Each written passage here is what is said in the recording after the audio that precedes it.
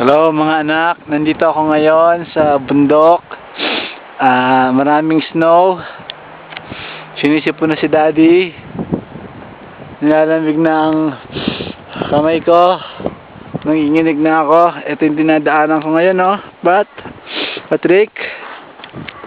Dahan-dahan. Ayan. Lalakad ako ngayon sa may mga snow. Patingnan mo yung snow pa to. Pat, snow pat.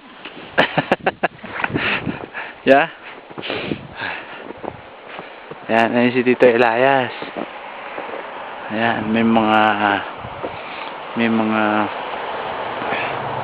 dumadaan. Ito may mga puno, may mga snow din yung mga puno. So, enjoy ako dito, anak. Sarap.